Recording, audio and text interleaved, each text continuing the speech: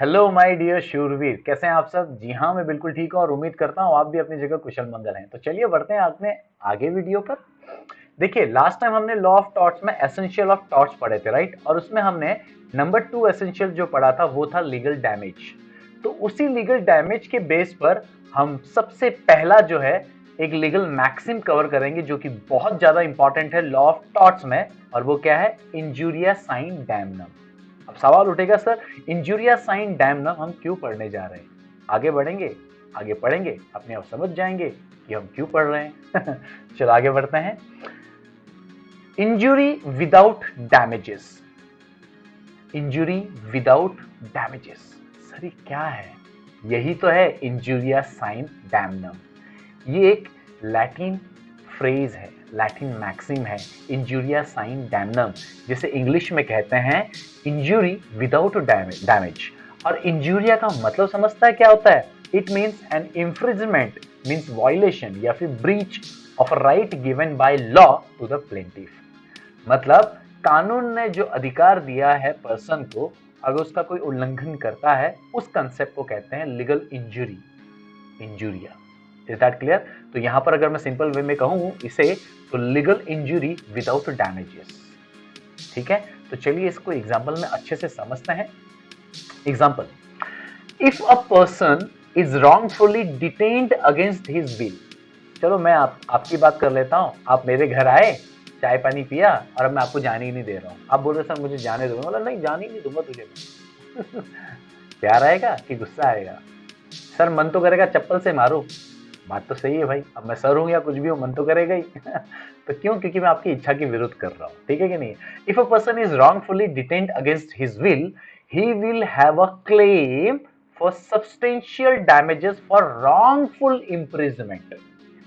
देख रहे हो आप? क्लेम करेगा damages for wrongful imprisonment even if no consequential loss was suffered because of the detention। मैंने आपको बंदी बना के रखा, वो बात अलग है कि आपको मॉनिटरी या फिजिकली कोई भी नुकसान नहीं हुआ। आपको 1 हफ्ता मैंने रख दिया, आपको खिलाया पिलाया सब कुछ, आप समझ रहे हो? लेकिन फिर भी मैंने आपकी इच्छा के विरुद्ध रखा है, जबकि आपको एक खरोच तक भी आने नहीं दी, आपका एक भी पैसे का नुकसान नहीं होने दिया। लेकिन कॉन्स्टिट्यूशन ऑफ इंडिया कहता है कि आप किसी भी इंसान को बंदी नहीं बना के रख सकते हो, उसे आजादी है कहीं भी जाने की। सही बात है कि नहीं है? हाँ, तो उस बेस पर क्या हुआ? आपका लीगल राइट वायलेट हुआ कि नहीं हुआ?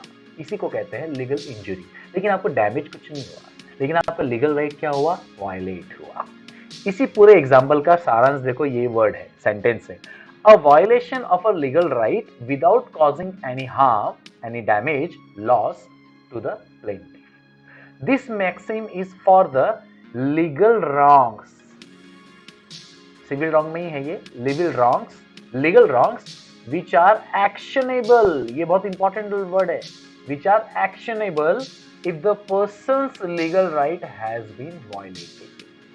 तो अगर मैंने आपको बंदी बनाया है, आप मुझ पर केस करते हो, तो मैं लाइबल ठहराऊंगा।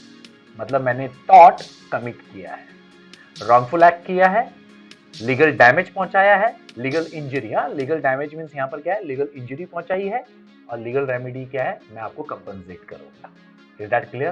तो यस, यहां पर लीगल डैमेज में जो पहला मैक्सिम है इंजुरिया साइन डैमनम, ये बताता है कि अगर डैमेज नहीं हुआ है मॉनिटरी या फिजिकल, लेकिन उसके लीगल राइट जो हैं वायलेट हुआ है, लीगल इंजरी हुई है, तो भैया डिफेंडेंट लाइबल ठहराएगा।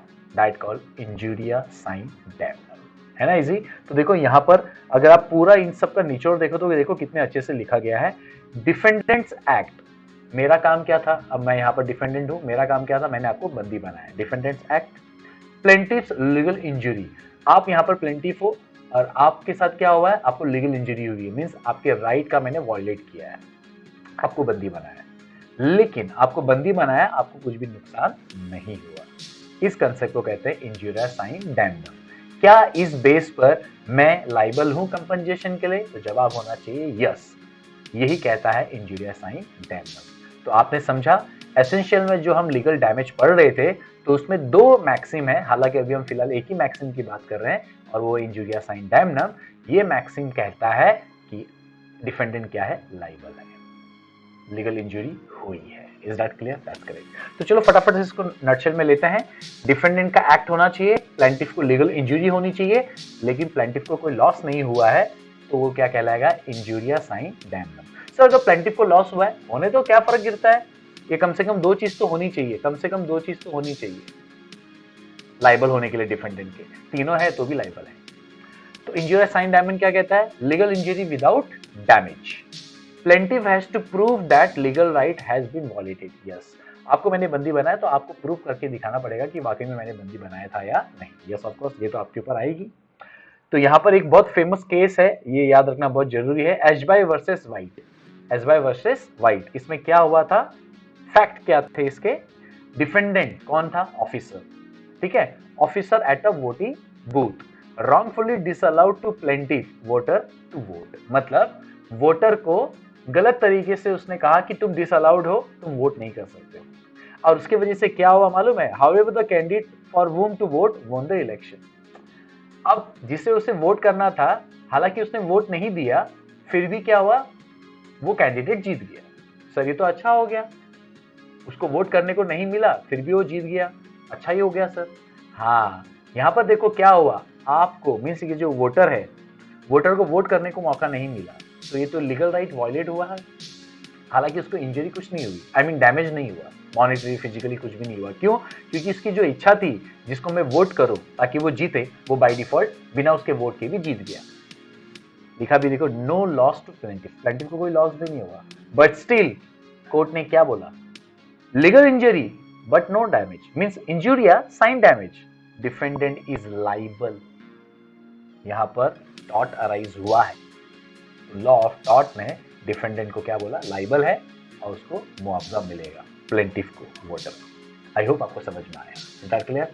चलो अच्छी बात है, तब तक के लिए हौसले बुलंद, कामयाबी तुरंत, because attitude matters but positive. Thank you.